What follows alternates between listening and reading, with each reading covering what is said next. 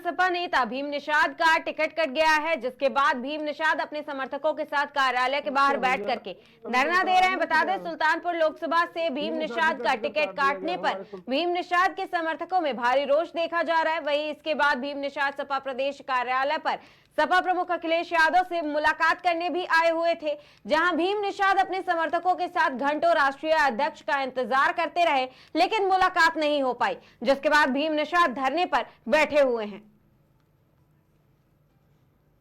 भैया अभी तो बताया आप नहीं थे क्या? भीम निषाद जी का टिकट काट दिया गया हमारे सुल्तानपुर लोकसभा सीट से। नंबर तो याद नहीं हमको, थोड़ा ये क्रोध में आदमी विवेक शून्य हो जाता है। साथ दुश्मन हो उसको भी क्रोध ना आवे। क्यों? क्योंकि क्रोध में उसका विवेक शून्य हो जाता है, ज्ञान नहीं रह जाता है। अगर कुछ ओवर निकल गया हो मेरे मुंह से तो मैं इस प्रकृति के सभी देवताओं से ये निवेदन करूंगा कि मेरी भूल को क्षमा की जाए। क्यों? क्योंकि मैं कोई नेता होता नहीं हूँ। हमको जीने खाने भर है घर में, हम नेतागिरी क्यों करें भाई? हमको क्या दिक्कत है? हम क्यों नेतागिरी करेंगे? नेतागिरी तो जिसको कुछ इच्छा हो। मेरी कोई इच्छा नहीं, सारी इच्छाएं भरी हुई हैं। गाय है, भैंस है, गाड़ियां हैं, भट्ठा है, पंप है, सब कुछ तो दिया विधाता ने। मैं क्यों नेतागिरी करूंगा भाई? ये तो एक लड़के की बात है, मेरे साले की ससुराल का है, मेरी ससुराल का नहीं।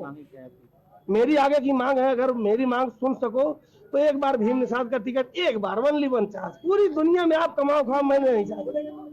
एक बार मेरे कहने से, क्योंकि हमको मुलायम सिंह यादव जी जो अभी हमारे बीच में नहीं है, उन्होंने रईस विधायक की मेहरबानी से जब हेलीकॉप्टर से मुड़िया में उतरे तो सबसे पहले दाहिने हाथ से हमको हाथ मिलाए और बायां हाथ मेरी पीठ पे रखे कि बेटा कोई भी दिक्कत होगी तो बताना।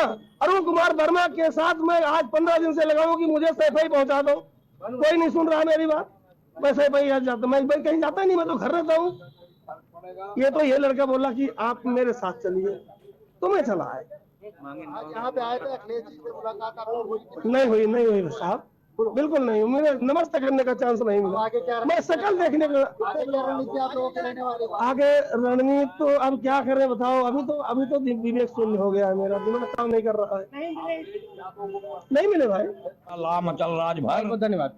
राम अचल राजभर वहाँ पर जो है हमने परचाल लाल जी वर्मा का नॉमिनेशन कराया। राम अचल राजभर मैनपुरी चला गया। हमने कहा अखिलेश से हमको दादा कहता है, हम राधे श्याम मिश्रा अम्बेडकर नगर, हम प्रदेश सचिव फचिव नहीं बने, हम जिले का प्रचार मंत्री जिले में वर्क कर रहे थे। मैं आता भी नहीं था, मगर बहू हमारी लड़ रही थी डिम्पल। मैं सोचा आज अखिलेश मिलता तो मैं वहां चल करके देखता। मैं तो धर्मेंद्र के चुनाव में गया, राम गोपाल प्रोफेसर होटल में थे। अभी अखिलेश जी तो अभी प्रदेश कार्यालय पे आए, प्रदेश कार्यालय में आए, मगर वो हमसे मिल नहीं पाए, या जगजीवन प्रसाद गुप्ता मर गए, नहीं वो हमको मुलाकात कराता। कोई आश्वासन मिला कि नहीं? आश्वासन तो जब हमको कोई खबरें नहीं उनको पहुंच पाई कि राधे श्याम मिश्रा दादा आए। अब प्रदेश अध्यक्ष जी हमको कहे थे तुम चले आओ, एक मिनट, प्रदेश अध्यक्ष कहे थे चले आओ, बस से आया, वो चले गए नॉमिनेशन करने। मैं रुका भीम प्रसाद निषाद में। अगर निषाद का वोट जो कि हमारी से मैंने पर्यवेक्षक किया, जब इसको टिकट दे दिया भीम प्रसाद निषाद को, हमारे मुलायम सिंह जिसको देते थे उसका कभी नहीं काटते, चाटकारों को काट के भगाते थे। अगर मुलायम सिंह आज अखिलेश जीता के लाओ। हाँ, मैं डॉक्टर इश्तियाक अहमद खां, पूर्व प्रत्याशी गैसी विधानसभा 292। जैसा कि आज समाजवादी पार्टी कार्यालय प्रदेश कार्यालय पे आप मौजूद है, अखिलेश यादव जी भी आए, तो क्या मुलाकात उनसे हो पाई? नहीं, अखिलेश जी ने हम लोगों को बुलाया था और वो मिले नहीं। और श्रावस्ती को ऐसा कैंडिडेट दिया है उन्होंने, इससे पहले बसपा और सपा अलायंस से वो लोकसभा जीते थे, लेकिन 5 साल में कहीं किसी आपदा में, किसी के घर, किसी के मरने करने में कहीं कोई विकास नहीं हुआ।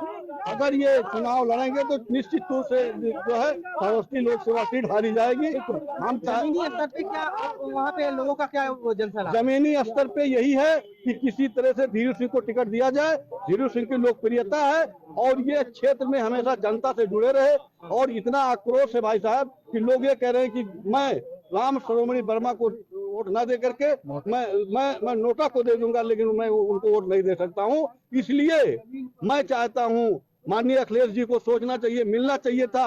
और हम लोगों को बुलाए थे कि और फैसला करते। आज जो है श्रावस्ती हमारी जा रही है। मुझे तकलीफ इस बात की है, धीरू सिंह जी को टिकट देते या ना देते, लेकिन आज मुझे तकलीफ इस बात की है कि श्रावस्ती लोकसभा सीट हमारे इंडिया गठबंधन से जा रही है। हमारे राहुल जी जो इतना मेहनत किए हैं, 4000 किलोमीटर जो पैदल चल करके जमीन बनाया है, वो आज श्रावस्ती सीट हमारे जनता इसका क्या जवाब देगी? जनता इसका क्या जवाब देगी? जनता जवाब देगी। आपके सामने है, आप पत्रकार हैं, जानते हैं जो आदमी 5 साल तक क्षेत्र में जनता के रूबरू नहीं हुआ है, वो वोट पाने का हकदार नहीं है। मैं जानता हूं, मेरा समझना है कि वोट उनको नहीं मिलेगा, वोट और नोटा पे चला जाएगा, लेकिन जनता उनको वोट नहीं फिर से देगी। अच्छे दिन आएंगे जी, क्या? फिर से अच्छे दिन आएंगे? अच्छे दिन तो आएंगे, लेकिन ऐसे अगर फैसला लिया गया तो फिर मुश्किल में पड़ जाएंगे। पचपड़ा थाना के इसलिए ब्लॉक से, और फैसला जो आपने लिया वो फैसला सही नहीं लिया है। 5 साल का जमाना लिया गया है, पहले वो तो बताइए जी। ना, फैसला किस बात पे लिया गया? वर्मा जी को उन्होंने टिकट दे दिया, जिसको जरूरत थी उसको, जो जमीनी आदमी को तो पहचानती नहीं है, जब इलाका दे जा रहा। क्यों दिया गया टिकट? अब ये क्या मालूम क्यों दिया गया? ये समझना चाहिए कि कौन किसको तलाश रही है, कौन किसके साथ रहना चाहती है। समाज में जो नेता होगा, अब ये कैसे कोई बता पाएगा? समाज में लोकप्रिय नेता कौन है? धीरू भैया हैं, धीरू सिंह बलरामपुर वाले, उनकी पकड़ है, उनसे लोग जुड़े हैं, उनके करीब लोग रहते हैं, वो बराबर दुख दर्द में जाते हैं। 5 साल का जमाना गुजर गया, ये कि ना तो शक्ल किसी को दे रहे हैं, इनको कोई पहचानता नहीं है, किसी को पहचानते हैं। जनता का माहौल क्या है? धीरू सिंह जिंदाबाद, जनता धीरू भैया को तलाश रही है। मदनी है, मैं तुलसीपुर विधानसभा और श्रावस्ती लोकसभा का रहने वाला हूँ।